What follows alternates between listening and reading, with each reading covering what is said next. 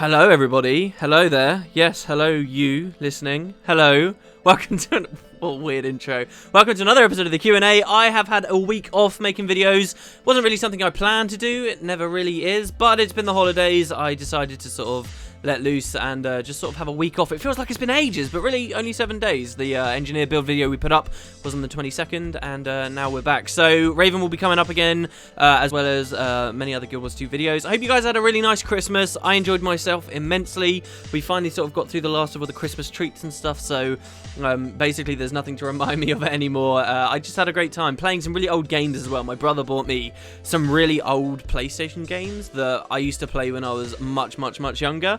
And we had some fun on a couple of those days playing them. But yeah, I hope you guys had a good Christmas. And let's get into the questions, I suppose. One other thing I do want to add as well is that I've got an awful lot of personal messages on YouTube. I've got well over 100 now that I need to read. I haven't checked it for a while. And I'm sure there's a lot of important stuff that's missing in there. So if you have personal messaged me and I haven't got back to you, I will be working my way through that pile and giving everybody a response over like the next day or two. So I wanted to mention that. And also in-game messages too. I tweeted this out. If you're sending me mails in-game and I let them build up, I have real problems like responding to people because ArenaNet is really strict with my account on spam. Because I'll sit down and see I've got like 10 mails and start responding to them, I get spam suppressed like really quickly, and it feels like I get spam suppressed even faster and faster now, so I can only send out like 2 messages and then all of a sudden I'm being reined in. It's sort of annoying. So if I don't respond to you from an in-game mail, that's why. But anyway, I just wanted to let you guys know that. Let's get on with the questions. These were just pulled, some of the most recent ones from the previous Q&A episode I had. Let's go in. The first one's from Girl Painting, who says, "Hey WP, I've noticed in your PvP footage that you rarely ever try to res anyone. What's your overall opinion on the resurrection system in Guild Wars in general? Do you think it should be improved or changed in any way?" It's sort of a really weird topic. A lot of people have really fierce opinions about it, generally negative. Like, I think people sort of generally think, oh yeah, this is kind of fun, this is kind of interesting, or they're vehemently against it and they feel really gypped when they score a kill and then that person rallies because it had tagged one of your allies who died somewhere else on the map, and people get very frustrated. In general, I really like it. I think it's got an awful lot of play, and Guild Wars 2's got this very interesting dynamic. When you look at actual PvP, a very interesting dynamic where you have the general composition of your team and the skills that they're using to win fights and get people down in the first place and stay alive and support one another. And then there's sort of another layer of your skills and capabilities of your players in how you can deal with the down state. Like, there's almost 2 battles that go on in Guild Wars 2. Can you kill people? And then can you actually have the pressure, the stability, the utility to get those people stomped and res your own allies too? And I really love that 2-layered system. And because the res system is so important in this game, there's a lot of significance associated with it. I really do enjoy it. I think some things should be tweaked. I think, for example, it really never feels fun to wipe an entire team at mid and then have one warrior come and drop a war banner and everybody gets rezzed up. I think a lot of the resurrection abilities in this game are far too powerful. Some of the only ones I find really fun are the ones that introduce dynamic and interesting plays at the same time, like Illusion of Life. That's a really cool skill because you can get people up very quickly, but they're basically vegeanced at this point and they have to manage to get a kill, otherwise they're going to go down again. Illusion of Life is an interesting skill and a fun resurrect skill, but there's a lot of other resurrect skills that, like War Banner is the main one, that really frustrate me and really annoy me. So the resurrection skill side of the system I think could use some refinements perhaps, but in general I love it. I love that when you're trying to build a team you've got to be thinking about these things, and it puts importance on certain abilities, and there's a lot of play to be made. You know, good players are the ones that know how to poison bodies. If you guys don't know, when you're rezzing someone who's down, if they have poison on them, you're rezzing them 33% slower, and that's huge. That's massive amounts of cleave that you can then be dropping on that body while an ally of yours goes in for a stomp. Like, there's a lot of very interesting stuff, and the other thing I like about the res system is it introduces an awful lot of clutch moments that otherwise wouldn't exist. For example, there's a big fight going on, okay, and players on both sides have been downed, okay? I'm not in the fight yet. I'm running over to the fight. I'm trying to get there quickly, right? Because of the way that the down state works, I could, in theory, get there 2 seconds earlier and manage to CC someone who's stomping my friend, and then we all rally and we manage to kill them. Or I could get there 2 seconds later and all of a sudden everything shifts on a dime. Instead, that stomp goes through, and now they all rally, and my team is on the losing foot. It means that really tiny plays, tiny differences in how quickly you can get to nodes means a lot for this game. In other games, you know, where it's much more just about attrition, and when people go down, then they go down, you don't get so many clutch plays like that. You don't get these cool moments where warriors, like I'm just talking about, could potentially roam up really quickly, and because they took this one specific route or did one small smart thing, they can get up there and war banner and res everyone and flip the fight around. That's cool, and there's a lot of clutch moments like that that I feel are necessary to have an exciting form of PvP, and it's all the resurrection system that enables that. To the point as well, I guess, of me rarely rezzing people. I think rezzing people by hand can be very, very dangerous a lot of the time. So I will rarely do it, especially in something... You asked this question because last Q&A's episode was the Snowball Arena from the Winter's Day stuff. And in that, I wasn't rezzing people, especially in like casual formats like that. I probably won't do it. If you go for a res on someone, you have to make sure that you have cooldowns and abilities to make sure that res goes through. Like, some resurrects are really strong. If you can elixir S while you're resurrecting, or mist form while you're resurrecting, then that's fine. But if you have no stability or anything at all and you're trying to res someone, you're just giving the enemy team like free damage as they DPS you and the body together, and it can be a really bad move. But, you know, there's a lot of dynamics there and interesting things, and it all depends on the situation. And in general, I love the downstate, and I think it's one of the things... I think if there were two things that... distinguished Guild Wars 2's PvP, or just, you know, even general gameplay, I suppose, from especially other MMOs. The first thing would be the dodge mechanic, and even that's not very unique anymore if you look at other games coming out. But then the other one is the downstate. Taking like the Borderlands style downstate and putting it into Guild Wars 2 was a really cool move. I think some things need to be tweaked as well, like range is stupidly overpowered, but whatever. I'm going to move on. That's that question done. This is weird because I don't talk to you guys for like a week, and then I've got, you know, hours I can talk on one topic. Let's go to the next one from FQ, who says, WP, what do you think about combining small servers into one big one? I think that's an interesting idea. And there's been a lot of talk in the community about this general premise lately, because you've got people coming back to the game, or new people coming into the game, that find that the leveling up areas are a little bit empty, and there's like these ideas of I saw one on Reddit, they were calling it like an underflow, which was a cool concept in that an overflow creates a new map when there's loads and loads and loads of people in it, right? And then that allows you obviously to keep loading in without going over the player cap. The idea of an underflow would be if there's barely any players in it, it creates a special version, like an overflow of that map, but that is across all servers. And in this way, if there's like no one on North America in this map, except a few, and they're spread across a bunch of servers, the underflow would automatically get created, and you're paired up with all those players on the other servers, so it feels like you're in kind of a bustling area, right? Conceptually, it sounds cool. I think implementation-wise, it would be very difficult. What if all of a sudden a big Zerg comes along on one of those servers because they want to push one of the world bosses there, or they're in the middle of doing a guild mission or something? How does then the underflow work? You know, there's a lot of possibilities for things to get very complicated, and all of a sudden you can't join on people, and it's just frustrating. And also, it sort of undervalues the idea of having servers in the first place. The idea being, you know, you're supposed to be patriotic about your server and rally to the cause of, you know, oh yeah, this is an Emery Bay server and we're all awesome, everyone I meet here is Emery Bay, and we can slag off Blackgate because they think they're the best, and really they are the best, but whatever. You know, they're like, that's something I guess ArenaNet are going for, this idea of banning with your server. And then an underflow idea would just sort of remove that. And again, like what you're saying here, combining small servers into one big one is sort of along the same lines. I think that could work, but also this is one of those big things. People like to pick moments where they say that MMOs die because people want to feel justified when they left it or whatever. And there's always that news after an MMO comes out where it's like, oh, all of these servers, you know, these servers have been closed down. It's not news that smaller servers have been combined. It's these servers have been closed down because you're removing servers. And that's one of those things I think that can maybe put a bit of a negative spin to outsiders on the game, potentially. And maybe that's only a small thing and doesn't have too much relevance, but it is one of those moments that I always tend to notice.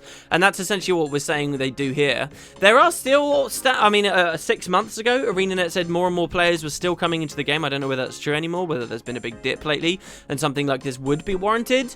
But I don't see them doing that for any time soon. I think the big thing that needs to change, the problem isn't that we have small servers. The problem is that the community within the game right now isn't spread out enough, okay? There's not enough to do in the low-level maps. We still have loads of low-level maps, like Brisbane Wildlands, like Bloodtide Coast, like Diessa Plateau, that have no big bosses, no big rewards, no real dungeons leading off of them, no incentive for the general community once they've reached endgame, as we coin it, to go to. And I think that's the thing that needs to be addressed.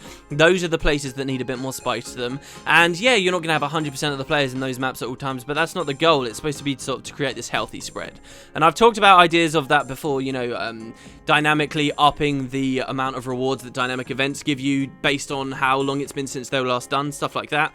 I think could be really strong to that end, and probably a better solution than combining smaller servers into big ones.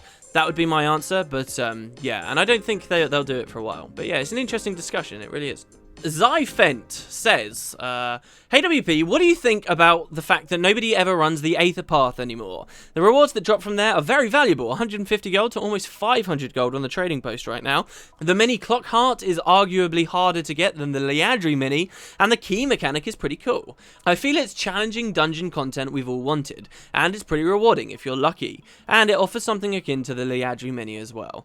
This seems to be the original standard Explorables was set to be, but now we have the easy ones. Does ArenaNet want to make rewards completely over the top to compensate with those? It's an interesting idea. I think you'll find some people still do run that path, and I think the rewards have been implemented quite well in that path. The problem is that, yeah, it sort of stands in stark contrast to the rest of the dungeons. I think the dungeons in general are sort of a very dismal aspect of Guild Wars 2 right now. If you're running dungeons, you're doing it for profit. You're doing it in such a way that it's really not challenging. The scaling is completely off for most dungeons. You know, like, you look at Ascalon Catacombs, and it's basically immensely difficult until you reach level 80, and then it becomes pretty trivial after that, especially with, like, ascended gear and stuff in the game.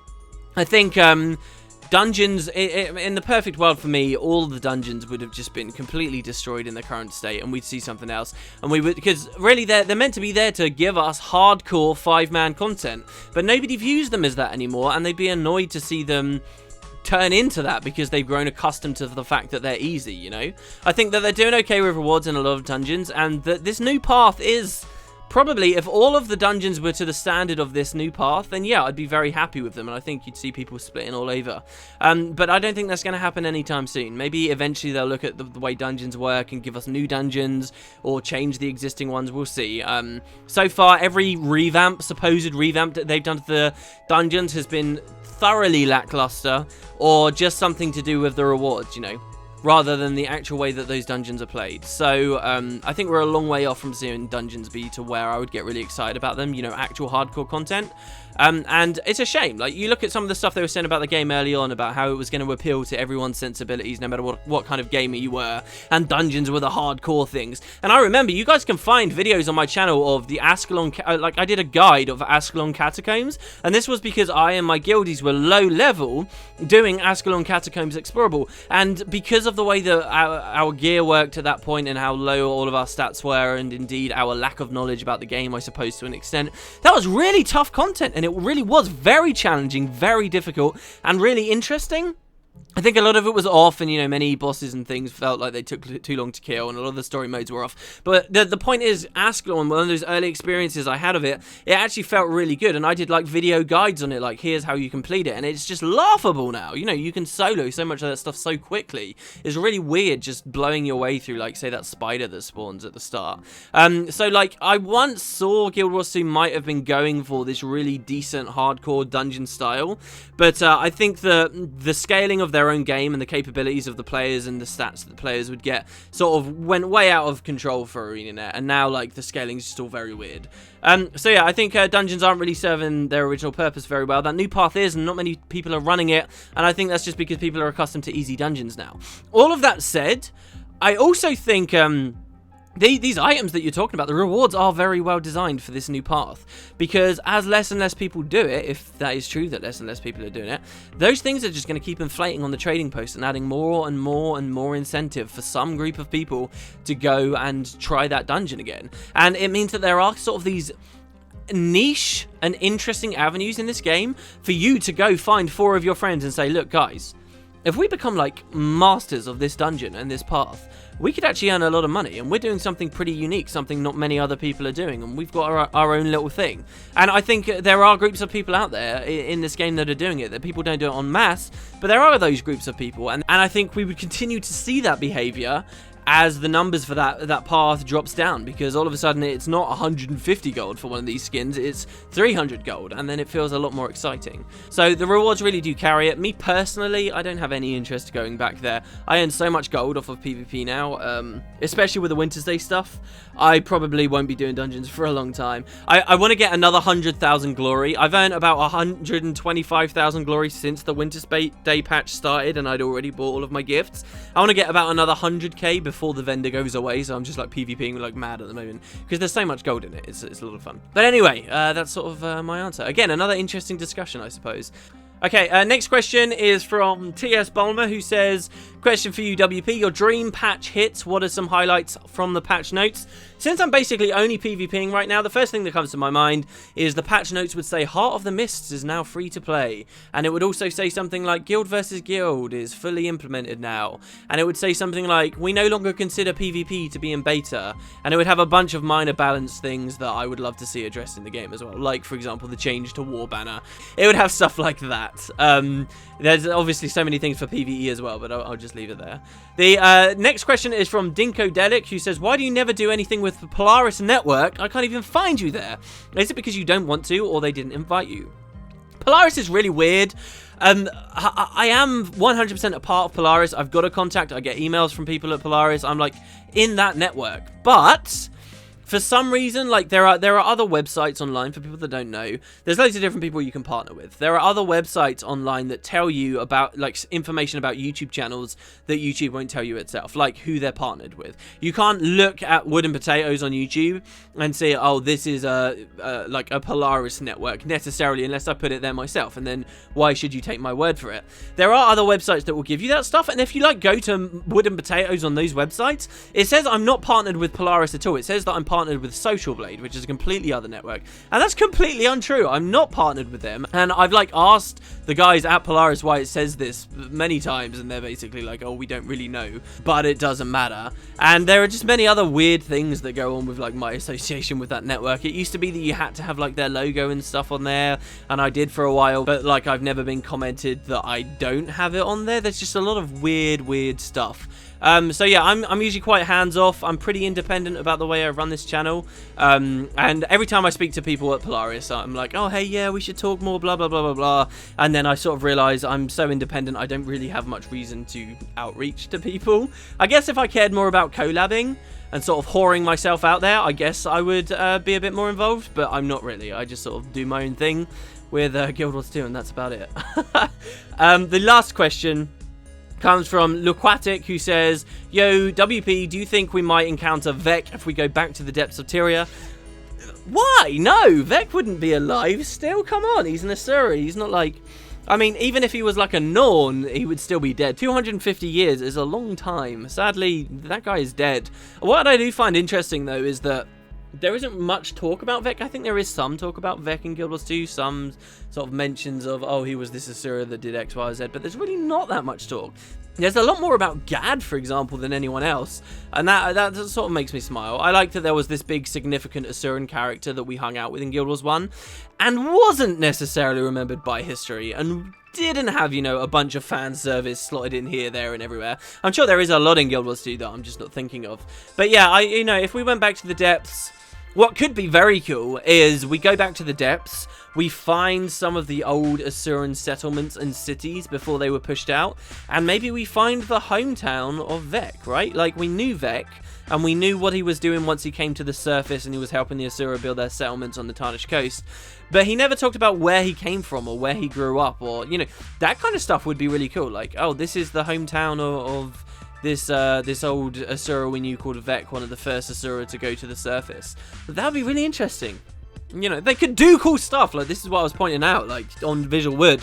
There's a lot of cool stuff you could do in the depths of Tyria, and I'd love to see them go to it at some point.